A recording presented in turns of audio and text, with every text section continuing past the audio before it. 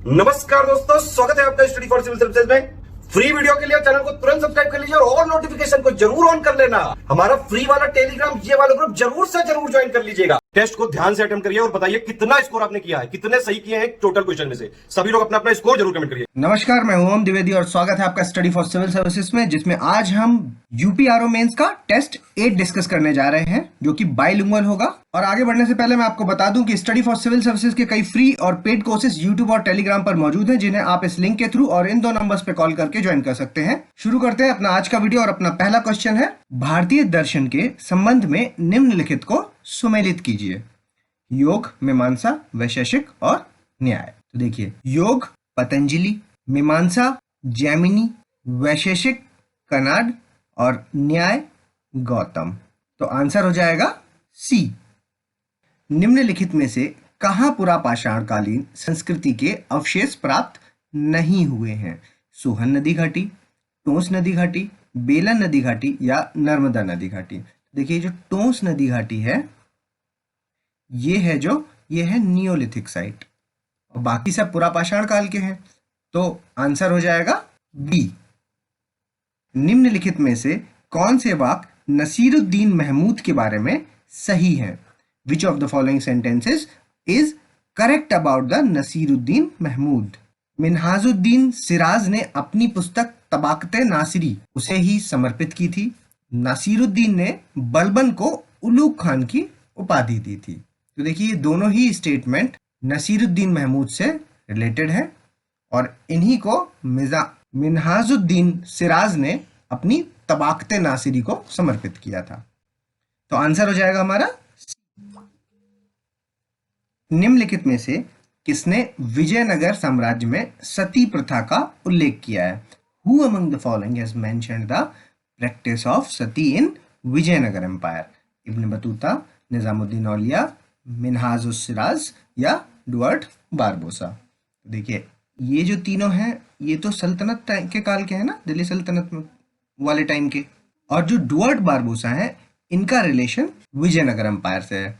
तो इनके अलावा और भी कई सारे विदेशी विजयनगर एम्पायर में आए हैं, ठीक है। तो ये आप मुझे कमेंट्स के माध्यम से बताइए कि वो सारे विदेशियों के नाम क्या हैं और वो किस देश से आए थे, ठीक है। ये दो चीजें आपको आज देख करके कमेंट्स करनी है। With whom is Iyengar the chief official of the Vijayanagar empire related?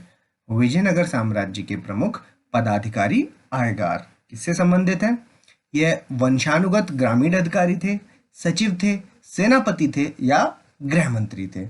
देखिए, ये कुछ डायरेक्ट पोस्ट हैं विजयनगर एम्पायर की, वो गुप्ता एम्पायर की, वो और मौर्यन एम्पायर की। ये तीनों आपको याद रखनी है, ठीक है।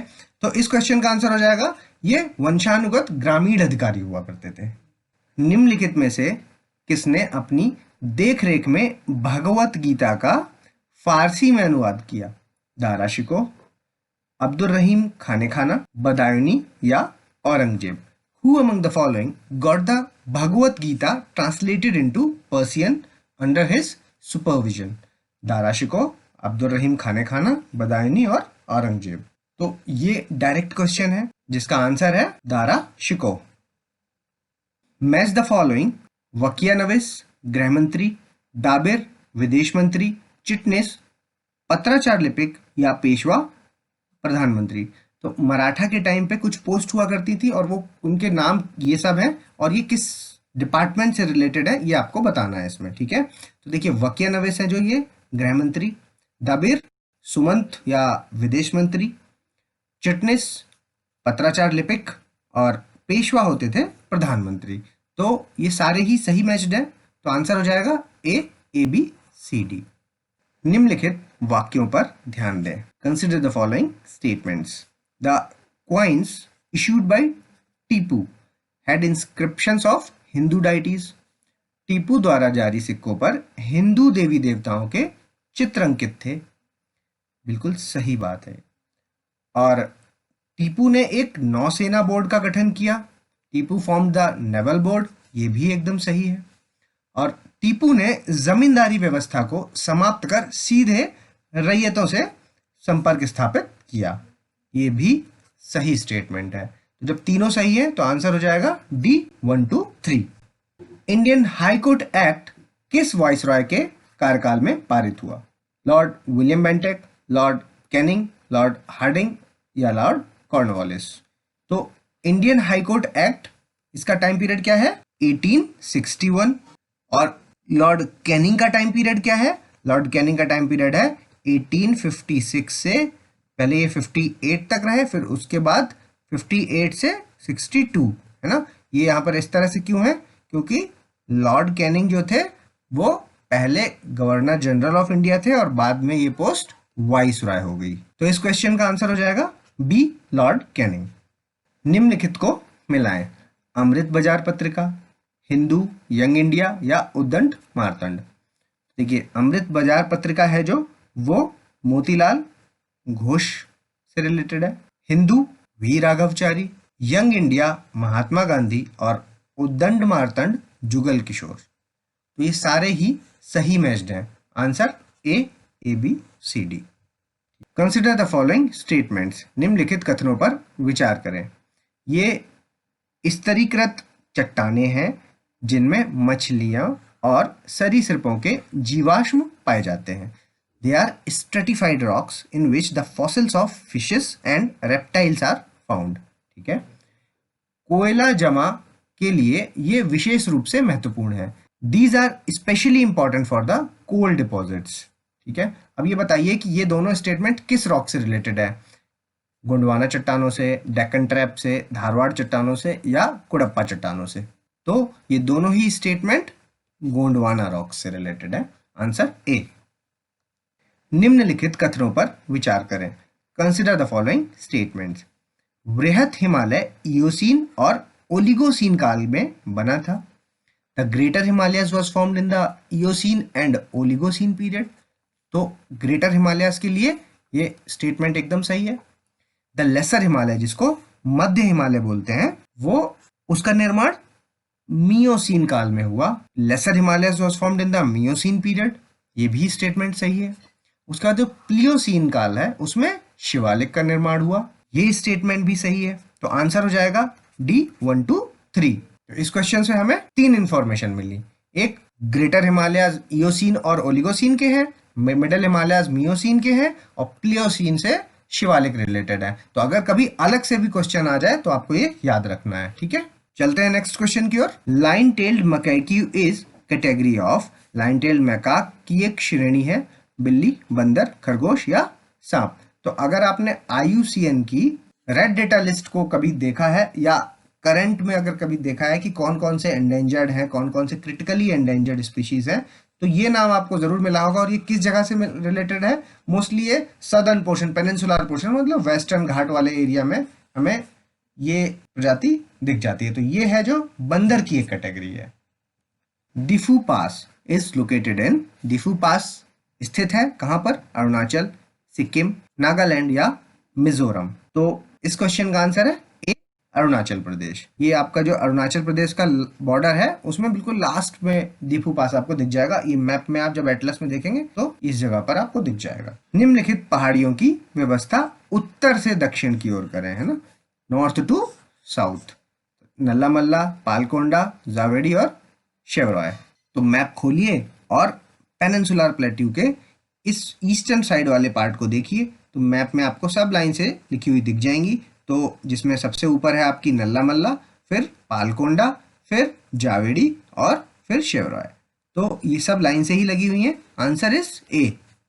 Which of the following areas comes under the mid continental belt in the earthquake distribution? ठीक है, अर्थक्वेक डिस्ट्रीब्यूशन में निम्नलिखित में से कौन सा क्षेत्र मध्य महाद्वीपीय बेल्ट से अंतर्गत आता है? एल्प्स माउंटेन्स, कॉकेशस या हिमालय? तो ये तीनों ही मिड कॉन्टिनेंटल बेल्ट का पार्ट है। Answer is D. Match the following volcanoes and their countries. Ojos del Salado, Argentina and Chile, एकदम सही मैच्ड है। एल्ब्रस माउंटेन, रॉस, एंटार्क्टिका, ये भी सही मैच्ड है। को सुल्तान, ईरान, ये भी सही मैच्ड है। और किलिमंजारो, तंजानिया, ये भी सही मैच्ड है। तो सारे ही सही मैच्ड है। आंसर इज ए। अब आपको ये सब मैप में एक बार देख लेना है कि लोकेशंस कहाँ हैं, एल्बरुस है ना, यूरोप में भी है। इन सब की लोकेशन एक बार चेक कर लें। जब नदी पहाड़ियों से उतरती है तो एक विशाल क्षेत्र में अवसादी भार फैलाती है, जिसके परिणाम स्वरूप बन जाते हैं क्या?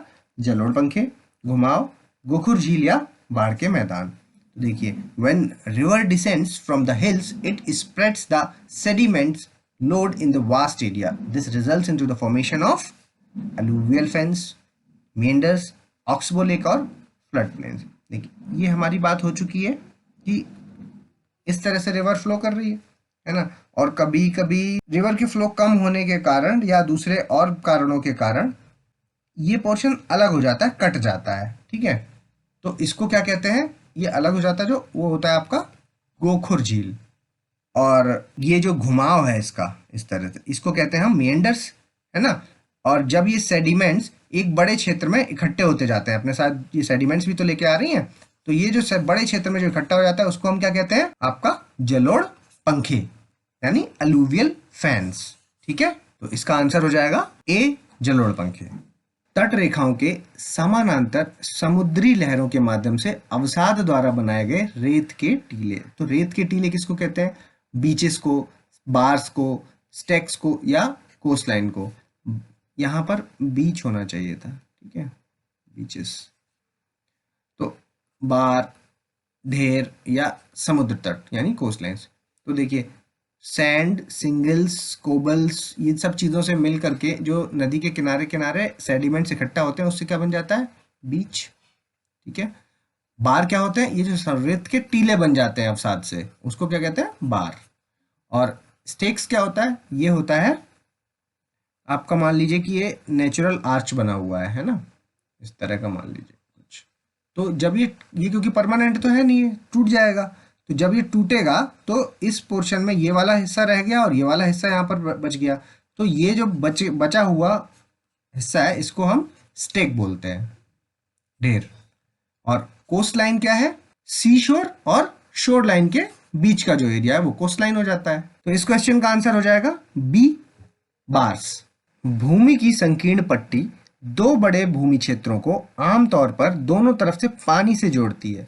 Narrow strip of land connecting two larger land areas usually with water on either side is called bay, isthmus, strait या गल्फ। खाड़ी, स्थल डमरू मध्य, जल संधि या गल्फ। तो इसको क्या कहते हैं? स्थल डमरू मध्य। एग्जाम्पल क्या है इसका? स्थमस ऑफ पनामा, जो किसको किसको कनेक्ट करता है? ऊपर नॉर्थ अमेरिका को और नीचे साउथ अमेरिका को। वहीं आप स्थमस ऑफ स्वेज ले लीजिए, वो किसको कनेक्ट करता है? वो करता है अफ्रीका को और एशिया को कनेक्ट करता है, ठीक है। तो आप समझ पा रहे होंगे कि ये स्थमस है क्या बेसिकली, है ना। यहाँ एक बड़ा लैंड, यहाँ एक बड़ा लैंड, और ये पतला छोटा लैंड्स को आपस में कनेक्ट करता है। यूजुअली इधर और इधर दोनों तरफ पानी होता है, ठीक है। तो आंसर बी, स्थल डमरू मध्य। राज्यपाल की कार्यकारी शक्तियां निम्नलिखित में से क्या हैं? Which of the following are the executive power of governor? He appoints the chief minister and the other ministers. वह मुख्यमंत्री और अन्य मंत्रियों की नियुक्ति करता है। He appoints the state election commissioner. वह राज्य चुनाव आयुक्त की नियुक्ति करता है। He appoints the chairman and the members of state public service commission. वह राज्य लोक सेवा आयोग के अध्यक्ष और उनके सदस्यों की नियुक्ति करता है। तो ये तीनों ही बातें राज्यपाल की एग्जीक्यूटिव पावर से रिलेटेड है, यानी कार्यकारी शक्तियों से रिलेटेड है। आंसर हो जाएगा D. Which of the following statement about the state cabinet are not correct? राज्य कैबिनेट के बारे में निम्नलिखित में से कौन सा कथन सही नहीं है? यह राज्य की राजनीतिक प्रशासनिक प्रणाली में सर्वोच्च निर्णय लेने वाला प्राधिकरण है। It is the highest decision making authority in the political administrative system of the state. यह राज्य प्रशासन का मुख्य समन्वयक है। It is the chief coordinator of the state administration. भाग 5 के तहत संविधान में कैबिनेट की परिभाषा किया गया है। Cabinet is defined in the constitution under part 5। यह सभी प्रमुख विधायी और वित्तीय मामलों से संबंधित है। It deals with all major legislative and the financial matter. देखिए कैबिनेट है जो वो लेजिस्लेटिव और फाइनेंशियल मैटर्स के बारे में डील करती है। चीफ कोऑर्डिनेटर है आपकी स्टेट एडमिनिस्ट्रेशन की। पॉलिटिकल एडमिनिस्ट्रेटिव सिस्टम को डील करने के लिए ये हाईएस्ट डिसीजन मेकिंग अथॉरिटी है। ये सब सही है, लेकिन ये जो कैबिनेट वाली बात है ये गलत है, क्योंकि कैबिनेट जो टर्म है इसको कहीं भी डिफाइन तो किया ही नहीं गया, और एक बार एक जगह मेंशन है आर्टिकल 352 में, ठीक है, 352। तो इस क्वेश्चन का आंसर हो जाएगा C. How the speaker of legislative assembly can be removed by chief minister, by governor of the state, by president of the state, by passing resolution in the assembly. Speaker को हटाने के लिए आपको assembly में resolution pass करना होता है। तो आंसर डी। निम्नलिखित में से कौन न्यायाधीश की योग्यता होनी चाहिए? Which of the following should be a qualification of जज? He should be a citizen of India, एकदम सही बात है, उसे भारत का नागरिक होना चाहिए। उन्हें 10 साल के लिए भारत में एक न्यायिक अनुभव रखना चाहिए। He should be a judicial office in territory of India for 10 years, ये भी सही है। और minimum age to be a जज इज 21 years। तो देखिए न्यायाधीश बनने के लिए जो न्यूनतम आयु है वो कहीं भी मेंशन नहीं है, ठीक है। तो ये स्टेटमेंट आपका गलत हो जाएगा। दो स्टेटमेंट सही हैं, पहला और दूसरा। Answer is A. Which of the following states of north east is having separate high court?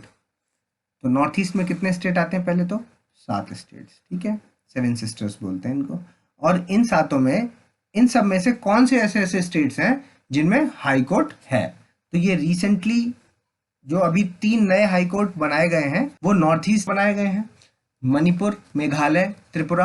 Arunachal, Assam, Meghalaya, Tripura, Manipur, Sikkim, Assam, Sikkim, Arunachal. तो देखिए मणिपुर, मेघालय और त्रिपुरा, ये तीनों ऐसे स्टेट्स हैं जिनमें सेपरेट हाई कोर्ट्स हैं, और इन 3 हाई कोर्ट से बनने के बाद हाई कोर्ट की संख्या 21 से 24 हो गई थी, ठीक है। तो आंसर हो जाएगा ए। अनुच्छेद 233 आर्टिकल 233 किससे रिलेटेड है? जिला जज की नियुक्ति से, अपॉइंटमेंट ऑफ डिस्ट्रिक्ट जज। अधीनस्थ न्यायालयों पर नियंत्रण, कंट्रोल ओवर सबऑर्डिनेट कोर्ट्स। समाज के गरीब और कमजोर वर्गों के लिए कानूनी सहायता, free legal aid to poor and the weaker section of the society. सभी परिवार न्यायालय के लिए न्याय सुनिश्चित करने के लिए, to ensure the justice for all family courts. तो देखिए आर्टिकल 233 है जो वो अपॉइंटमेंट ऑफ डिस्ट्रिक्ट जज से रिलेटेड है। Answer A. White book is a document of Belgium government, Italy government, German government या फ्रेंच गवर्नमेंट? तो डायरेक्ट मिसलेनियस कैटेगरी का क्वेश्चन है ये। और श्वेत पुस्तक है जो वो जर्मन सरकार का एक दस्तावेज है। Answer C. भारत की पहली परमाणु पनडुब्बी कौन सी है? आईएनएस चक्र, आईएनएस कलवारी, आईएनएस विक्रांत या आईएनएस विराट? तो परमाणु पनडुब्बी की बात चल रही है, तो आंसर हो जाएगा INS Chakra. Which type of electronic components are used in the first generation computer? पहली पीढ़ी के कंप्यूटर्स में किस प्रकार के इलेक्ट्रॉनिक उपकरणों का प्रयोग किया जाता था? ट्रांजिस्टर्स का, वैक्यूम ट्यूब्स का, आईसी चिप्स का या प्रकाश तंतुओं का? तो देखिए सबसे पहली की बात कर रहे हैं तो आंसर हो जाएगा वैक्यूम ट्यूब। पहली में वैक्यूम ट्यूब, फिर उसके बाद आया ट्रांजिस्टर्स, फिर यूज होने लगे हमारे आईसी चिप, इंटीग्रेटेड चिप्स, फिर लार्ज इंटीग्रेटेड चिप्स, और फिर उसके बाद ऑप्टिकल फाइबर, ठीक है। ये सीक्वेंस था इसका। तो answer B. Consider the following functions of RBI. RBI bank नोटों को जारी करता है, बिल्कुल सही बात है। देश की मुद्रा और ऋण प्रणाली का संचालन करता है, operate the currency and the credit system of country, ये भी एकदम सही बात है। तो आंसर हो जाएगा C, both the above. Study of environmental condition that contribute to the improvement of human beings is known as, पर्यावरणीय स्थिति का अध्ययन जो मानव के सुधार में योगदान देता है उसे निम्न में से क्या कहते हैं? यूथेनिक्स, सुजीवन की, यूफेनिक्स, मानव जाति विज्ञान, इथनोलॉजी या आचार विज्ञान, इथोलॉजी? तो देखिए इस क्वेश्चन का आंसर हो जाएगा यूथेनिक्स। और यूफेनिक्स क्या है? ये होता है जब हम जेनेटिकल इंजीनियरिंग के थ्रू जो हेरिडिटरी प्रॉब्लम्स हैं उनका हम जिस इलाज करने की जो स्टडी करते हैं उसको यूफेनिक्स बोलते हैं। और इथोनोलॉजी का मतलब होता है ह्यूमंस की जो डिफरेंट रेसेस हैं उनकी स्टडी को हम इथोनोलॉजी कहते हैं। और इथोलॉजी का क्या मतलब होता है, एनिमल बिहेवियर से संबंधित स्टडी को। तो आंसर हो जाएगा A, euthenics. DNA is found in nucleus में पाया जाता है, क्रोमोप्लास्ट में पाया जाता है या माइटोकॉन्ड्रिया में पाया जाता है। ये क्वेश्चन कई बार आता है। जनरली जो क्वेश्चन पूछा जाता है वो ये पूछा जाता है कि डीएनए को न्यूक्लियस के अलावा किस जगह पे पाया जाता है, और उसमें एक आंसर ऑप्शन होता है माइटोकॉन्ड्रिया, तो वही आंसर लग जाया करता है। लेकिन कभी ये पूछ ले तो किन किन जगहों पर आता है, तो क्लोरोप्लास्ट में भी मिलता है और माइटोकॉन्ड्रिया में भी मिलता है। तो आंसर इज डी, 1 2 3।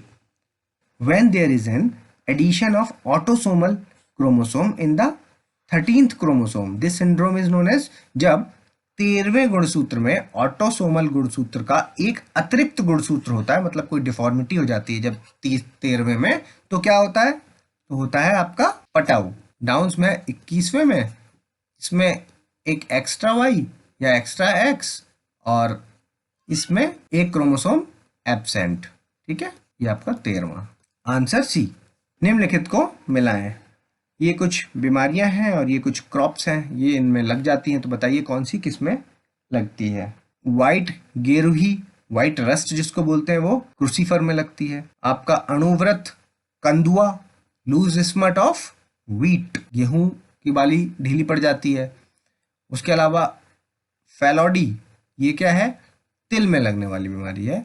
और आगेता झुलसा, अर्ली बिल्ट ऑफ पोटैटो, आलू में लगने वाली बीमारी है। तो सभी सही मेंशन्ड है और आंसर हो जाएगा A B C D. Bacteriophage के बारे में निम्नलिखित में से कौन सा कथन सही है? Which of the following statement about the bacteriophages is correct? They depends only on the bacteria, ये सिर्फ बैक्टीरिया पर निर्भर होता है। डीएनए भी होता है इन बैक्टीरियोफेगस में, ये दोनों ही स्टेटमेंट सही हैं। बैक्टीरियोफेगस बैक्टीरिया पर डिपेंडेंट होते हैं और डीएनए भी इनमें पाया जाता है। Answer is C. उत्तल दर्पण द्वारा बनाई गई छवि है image formed by the convex lens. ठीक है, क्या है? हमेशा आभासी सीधा कम, वर्चुअल इरेक्ट और डिमिनिस्ड, वास्तविक और कम, रियल एंड डिमिनिस्ड, वास्तविक और सही, रियल एंड इरेक्ट, वास्तविक सही और कम, रियल इरेक्ट और डिमिनिस्ड। तो जो कॉन्वेक्स मिरर में इमेज बनती है वो कैसी बनती है? हमेशा आभासी बनती है, सीधी बनती है और डिमिनिस्ड होती है। आंसर इज ए। निम्नलिखित में से कौन सा अवतल दर्पण का एक उदाहरण है? Which of the following is an example of concave mirror? Solar cooker, दाढ़ी बनाने का आईना, shaving glass, sodium reflector lamp या रियर व्यू ऑफ मिरर, दर्पण में पीछे का दृश्य। तो देखिए, अवतल दर्पण की बात चल रही है, तो सोलर कुकर और दाढ़ी बनाने का आईना, यानी 1 और 2, सी आंसर हो जाएगा इसका। और ये दोनों कॉन्वेक्स मिरर हो जाएंगे। निम्नलिखित को मिलाएं। देखिए, ये कुछ बीमारियां हैं आंख से रिलेटेड और ये उनमें लगने वाले लेंस हैं। तो आपको बताना है कि किस बीमारी में किस तरह का लेंस यूज होता है। मायोपिया में कॉनकेव लेंस, अवतल लेंस, हाइपरमेट्रोपिया में उत्तल लेंस, प्रेसबायोपिया में बाइफोकल लेंस और एस्टिग्मेटिक में सिलिंड्रिकल लेंस। तो ये सारे ही सही मैच्ड हैं। आंसर इज ए। निम्नलिखित कथन पर विचार करें। बोरिक एसिड आई वॉश का घटक है, आंख साफ करने के लिए आई बोरिक एसिड का प्रयोग करते हैं। फॉर्मिक एसिड लाल चींटी में मौजूद होता है। Formic acid is present in the red ant, ये भी सही और ये भी सही। तो आंसर हो जाएगा सी। एलपीजी सिलेंडर से रिसाव के कारण अजीब सी जो दुर्गंध आती है वो क्या है? प्रोपेन की है, ब्यूटेन की है, एथिल मर्सेप्टेन की है या मीथेन की है? तो देखिए, वो जो दुर्गंध है वो आपके एथिल मर्सेप्टेन की होती है। ठीक है, आंसर सी। आपको कुछ शहर दिए हुए हैं यूपी के और उनके मुख्यालय दिए गए हैं, आपको उनसे मिलाना है। तो बताइए, अमेठी का कहाँ है? गौरीगंज। और गौतम बुद्ध नगर नोएडा, कुशीनगर का पडरौना और संभल पवासा। तो ये सभी सही मैच्ड हैं। आंसर इज ए। उत्तर प्रदेश राज्य ललित कला एकेडमी ये कहाँ पर है? बनारस में, लखनऊ में, प्रयागराज में या बरेली में? तो इसका आंसर है बी, लखनऊ।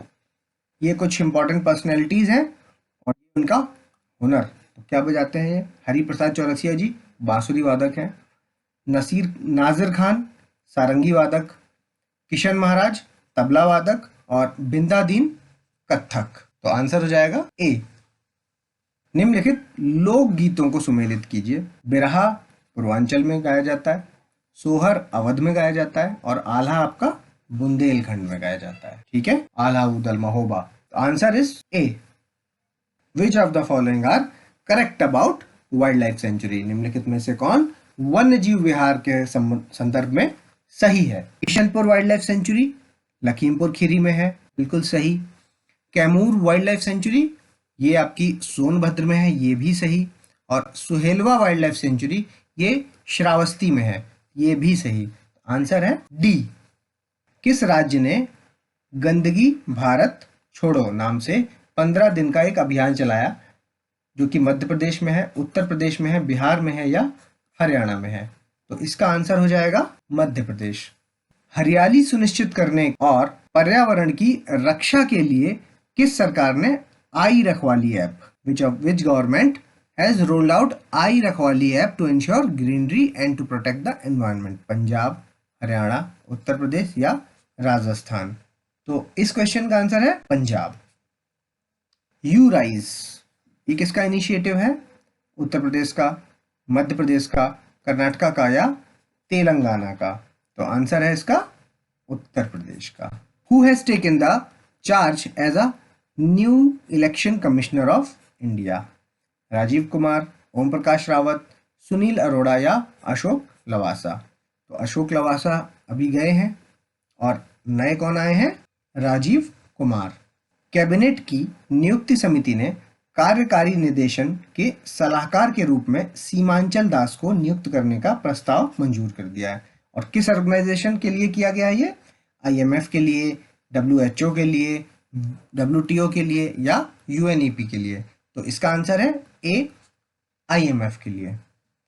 यहाँ पर हमारे 8 पेपर की सीरीज खत्म होती है और स्टडी फॉर सिविल सर्विसेज ने एक सिस्टमेटिक रिवीजन कराने की कोशिश की है और सभी तरह के पैटर्न्स को टच करने की कोशिश की है। तो हमारा उद्देश्य है कि ज्यादा से ज्यादा कॉन्सेप्ट्स और ज्यादा से ज्यादा फैक्ट्स आप लोगों तक पहुंचाए जा सके। और ये वो स्लाइड है जिसमें आप पॉज कीजिए और आज के पेपर का जो स्कोर है वो हमें कमेंट्स के माध्यम से बताइए। Thank you so much and all the best for your exam.